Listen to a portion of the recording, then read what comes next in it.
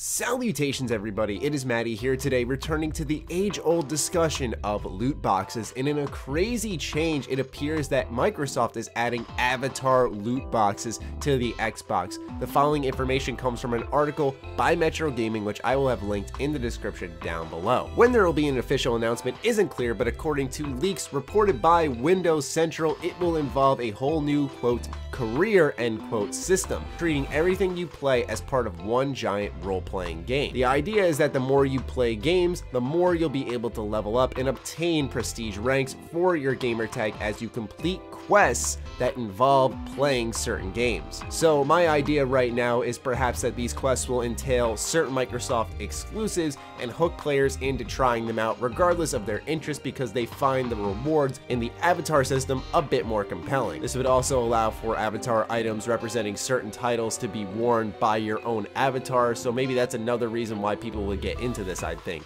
In what is bound to be a controversial move, though, you'll be given loot crates as rewards, which will feature cosmetic items for the avatar system, which will also be undergoing a revamp. There's no indication yet if you'll be able to buy loot boxes with real money, but avatars have featured microtransactions before when buying new clothes and items. The new system will supposedly work alongside Gamerscores rather than replacing them, and will track your progress and play across all titles.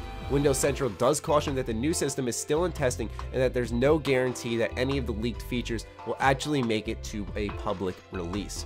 So that last bit is important to highlight, that we don't want to overreact right now. It's merely a discussion of what could potentially happen, so I'm here just to give my thoughts on that. Let's take an innocent look at this and imagine that this is what Microsoft is doing. You play the game, you get Gamerscore, you beat these quests, and you unlock loot boxes. Let's say you don't have to buy them. I think this system's actually pretty cool. Admittedly, that would be a bit of a naive standpoint, because like the article mentioned and like we've experienced before, avatar items have been put on sale before in the Xbox marketplace, and I'd be shocked if Microsoft didn't take that route, because it's a good way to make money. But I'd love it if they took the route of not monetizing this system, as it would compel me to fire up my Xbox. I still haven't turned on my Xbox One since Halo Wars 2. That was February of 2017, and I really enjoyed Halo Wars 2, but since then I have not touched my Xbox One. So any reason to fire up this system would be great, and if Microsoft would decide to monetize this system, I think a lot of gamers would be convinced to shut off the Xbox, because now loot boxes are coming in a way that's intrusive no matter what title you're playing. But like any loot box system, this is very easy to opt out of, provided that when we earn a loot box, for example for getting 1,000 gamer score in a certain title,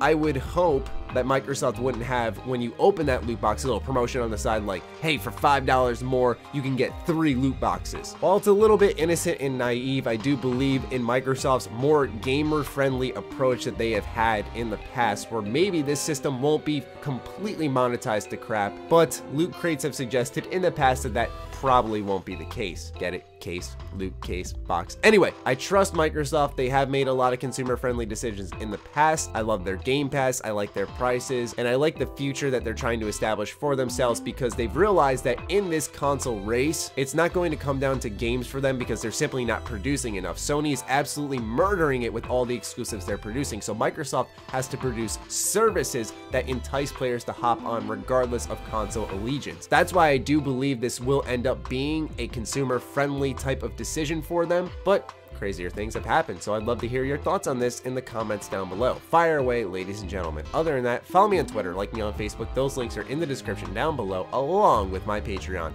Do consider supporting that, as it fuels all the content we create here. Stay sexy, stay active. I love you all. Peace.